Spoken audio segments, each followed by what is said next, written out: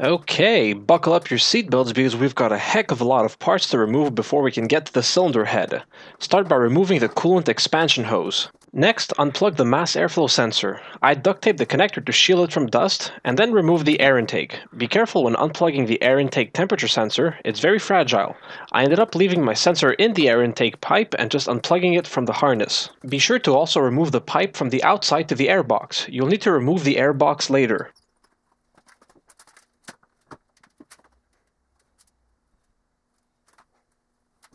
Next, remove the plastic front cover.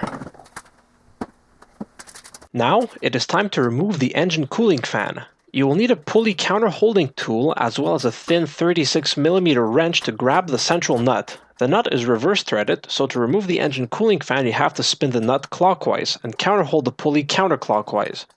You will likely have some problems removing the nut if you don't spray it first with a penetrating oil. I put a few small squirts of PB Blaster where the nut meets the pulley every couple hours for a day. The next day, the nut just slides off like butter. Remember to store the fan clutch in a vertical position. Now, you can remove the fan shroud.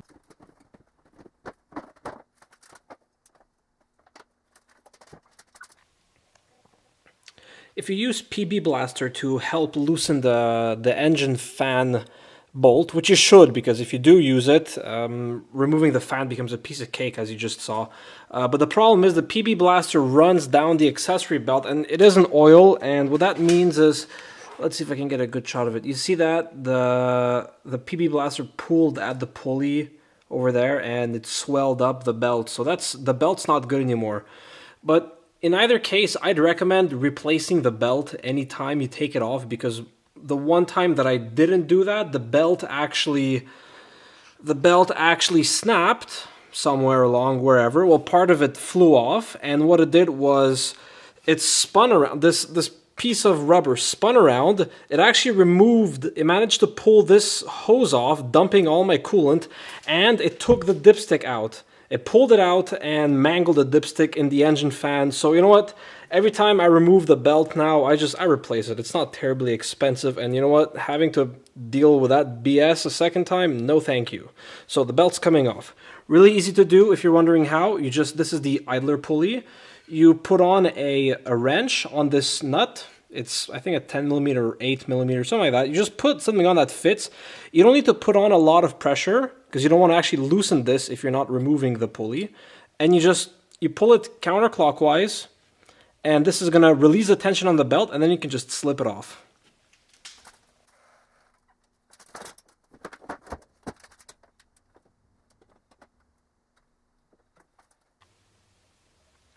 Alright, we're looking now at the alternator, and I'm not sure if you will be able to hear it, but I identified previously a weird sound coming from my engine, and I always figured it came from the alternator, and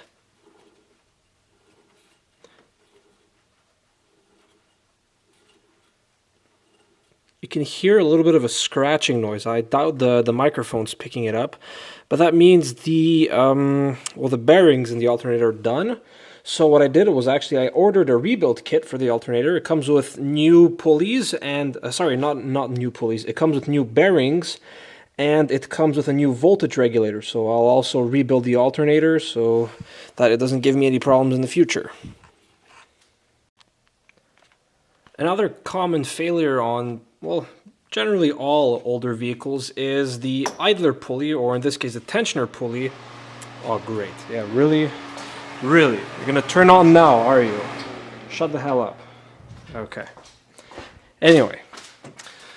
So, a common failure, an eventual failure, you must say, is the idler pulley. Now, the idler pulley is supposed to have a healthy resistance to it, sort of like how you install a new ball joint. I mean, the ball joint isn't supposed to be loose, it's supposed to be somewhat tight. Well, look at this. What the fuck is that? What is this? That's a bad pulley. You can actually hear. It's a bit noisy, and that also was a second noise I was starting to hear from the inside of my car, a kind of high-pitched whining, and it sounded like it came from the front of the engine, but with the engine running, it was hard to tell what exactly it was. It's this goddamn pulley. It's not supposed to do that. that not good, not good. Bad pulley, bad. So we're gonna also replace the pulley. And another thing that people that often goes bad on these cars, well, not often, sorry. Another thing that goes bad on these cars is the tensioner shock. And what it sounds like, it's usually described as a rod knocking, but in reality what happens is the bushings on either end of this dampener, they become hard and they crack. They're just little rubber bushings, and what happens is this actually, it moves around in its well, it moves around, it's loose, it rattles around, and every time you start up the engine, it tries to take up any bouncing around on the slack of the belt, and that's what happens. It skips around and it makes this knocking sound that sounds like a rod knocking, but really it isn't. It's just this thing. And a new dampener costs, I don't know, $30 or so, and if you're going to replace the pulley, replace the dampener as well, and you're good for another 20 years before they fail.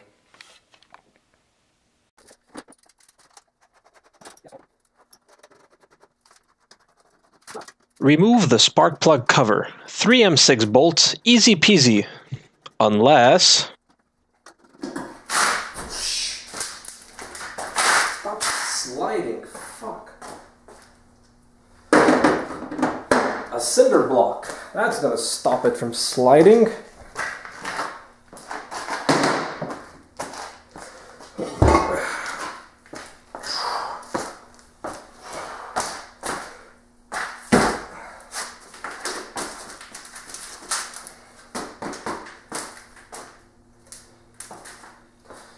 Okay. Where the hell's the O? That darn stupid thing.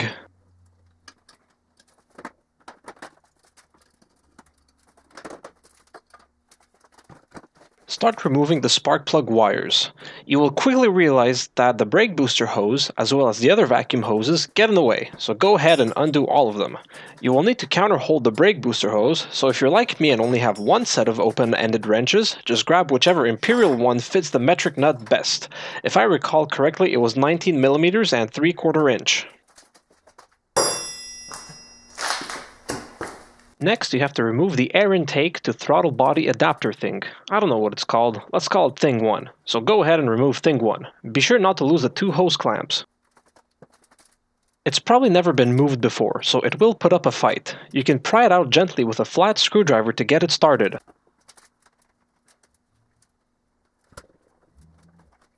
So now, you'll be able to easily reach the remaining spark plug wires. Whatever you do, do not pull them by the wires. Instead, grab them by the boot and then pull. Otherwise, you will damage the wires. As it turned out, one of my wires was damaged and it was arcing, but not due to mishandling by myself. These were Bosch spark plug wires, and I've often heard they weren't top quality.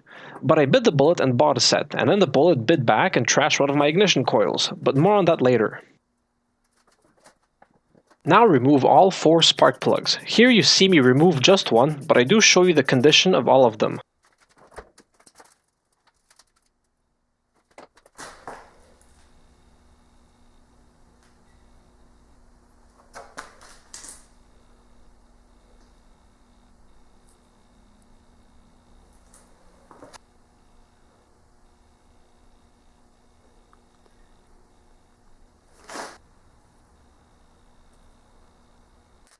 Next, I remove the upper radiator hose. Get the hose clamps off and give it a stiff pull. If it doesn't budge, consider getting a hook-type hose removal tool. Don't forget to plug the radiator afterwards. You can either tape the hole up or jam in a balled-up paper towel, which is what I did.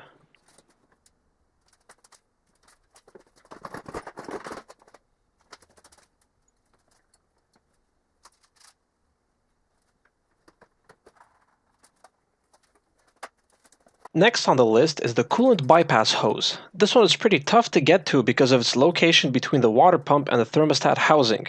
It's also pretty tough to pull on because it's so short. Even getting the hook tool to grab anything is hard because of its crammed location. Since I knew I was replacing this hose, I wasn't afraid to bust out the heavy artillery to get it out. And really, if there's one hose you should replace when doing this job, it's this one. It's exposed to harsher heat cycles than the other hoses, and additionally, it might be covered in oil if your head gasket is leaking externally. So really, add this $5 hose to your shopping cart.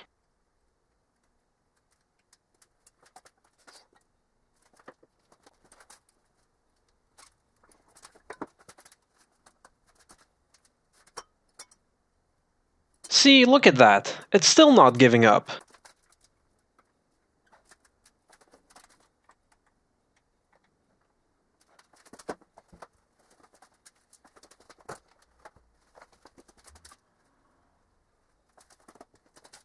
There you go. Finally got it off. I think it's time for a new camera angle. Let's see how this one works.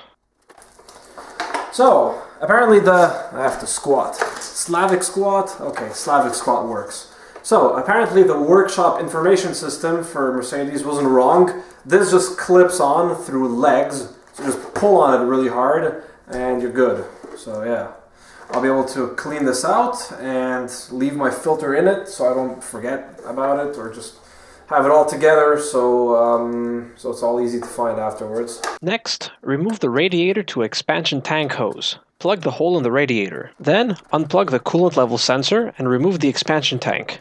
There are two nuts to remove, one of them is hidden behind the tank. Then pull it upwards to release the leg from the rubber grommet. Paper towels. Now it's time to move to the other side of the engine bay. Remove the windshield fluid pump, unplug the level sensor, unscrew the single bolt on top, and lift the reservoir up. Also, remove the reservoir heater and set it aside. You can unplug it from the coolant hoses, but I know for a fact mine were completely seized on, so I opted to set it aside instead of possibly damaging the hoses trying to get them off.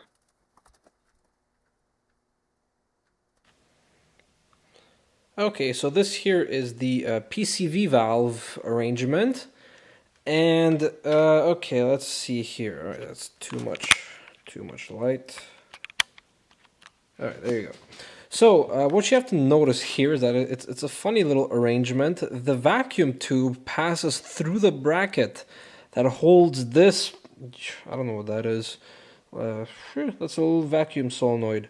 So the bracket that holds this little vacuum solenoid, the vacuum pipe passes through the bracket and then it comes up here. And I'm replacing this pipe because the old one was, well, it was pretty old and it was cracked. So, I mean, while I'm here, I might as well replace any vacuum line that's suspicious. So yeah, I'm gonna replace that. At the front of the engine, disconnect the vacuum lines and electrical connectors to the vacuum switchover valve and remove it. There are two bolts, a hidden one under it, and the top one which also serves as a ground. Okay, off camera I did two things. I repositioned to my powerful light so you can see better, and I also removed the tensioner pulley. And remember wait, let me get in frame here, spin this around. Alright, remember this pulley? This is the old pulley. Now check this out, right? You spin it, and it just goes on and on and on forever. That's not good. See, you can even hear the weird noise it makes. See, it's not supposed to be spinning like that. So by comparison, just to show you, here is the new pulley. So stick my finger in here and spin it. There you go. That's a healthy pulley. It doesn't freely spin like crazy. It's got a nice kind of resistance to it. Good pulley. So that's going to go on later. Now it's time to remove the shock. The pulley is held on by a central nut, as you can see there. So to remove it, you need a 16mm deep socket to clear this kind of protrusion, but just a single nut, and it's not on super tight, so just like a small breaker bar will do the trick. There's a little plastic cover that goes on it. Right now I actually have the nut jammed in the plastic cover just so I don't lose either. But you just pop the cover off the pulley with a screwdriver, and then you have access to the nut. That's it. And then the shock, to remove the shock, well, there's just two bolts. One here one here, and for cylinder head, this has to be removed anyway because we have to move the thermostat housing out of the way. You see, the shock itself is fine. I mean, it still has plenty of it's got plenty of resistance. It's not easy to push this thing in at all. But the thing is these bushings that mess up, and it doesn't look too bad. Well, let's see if the light's gonna help. It doesn't look that bad, but the thing is, it actually it moves around in there. This bushing has shrunk, and this is where the rattling sound comes from. It's from this bushing failing, or this one as well. It could be either end. Turn the light off. Okay, old shock into the garbage. Next on the to-do list is to remove the alternator. Disconnect the B plus and D plus terminals and remove the 2 bolts that hold the alternator to the bracket. Then it will just slide out. Whoa! Okay! Alternators are a lot heavier than I expected. Here you go. One alternator. I wonder how I'm going to loosen that center nut. Oh well, cross that bridge when I get there. Might not have to loosen anything, which I seriously doubt.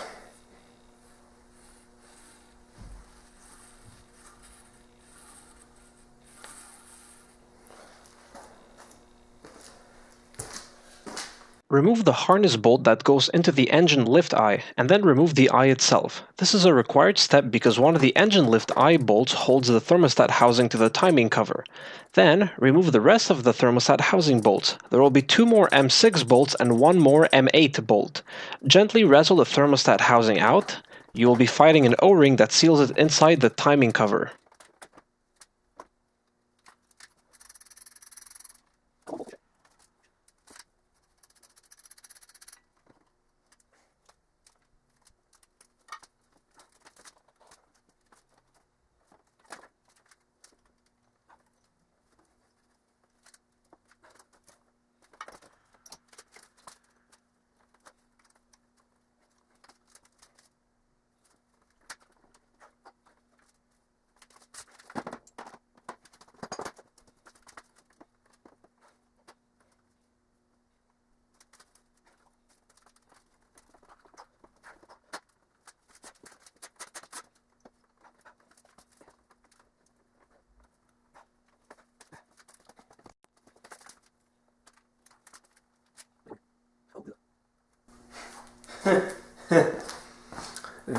This is the thermostat housing. The O-ring is just caked in there.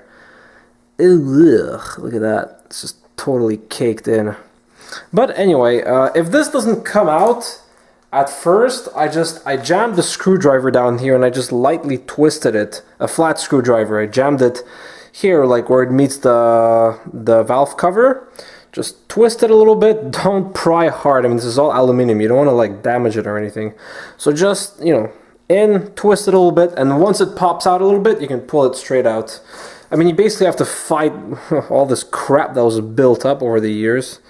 You're gonna have to clean all that up and put on a new gasket. Alright, I've gone a little bit over my self-imposed 15-minute time limit on this video, so I will end it here for now. Stay tuned for more disassembly.